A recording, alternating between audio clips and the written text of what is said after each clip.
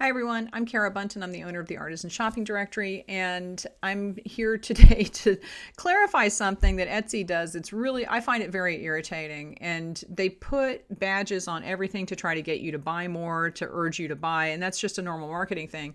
But one of the ones that they use that they put on listings says only one left or rare item. And this is on a lot of vintage items, which there are really only one of them. But on things that I make, for example, I make edible cake decorations that are, you can put them on cupcakes and cakes and stuff. I make those as they're ordered, so I don't run out. I never really run out of things. But because Etsy requires us to put a number in the inventory when we make a listing, it'll count down, and then when it gets to one, it'll have a little message on the listing that says only one left.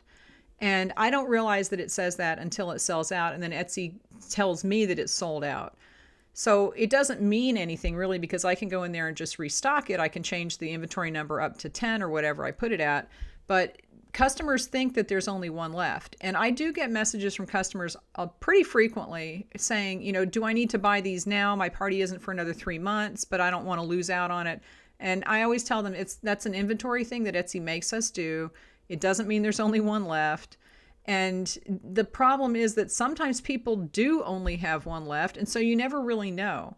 So if you're ever concerned about it, you can go ahead and contact the seller and ask, like they do for me, do I need to buy this now or can I wait?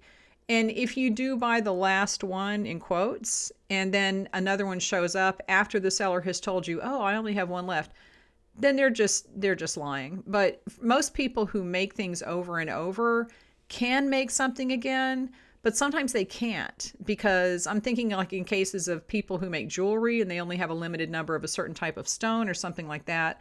Once they're out of those, they can't make another one. So the only one left, sometimes it's true, like for vintage or people who have limited supplies. Sometimes it's not.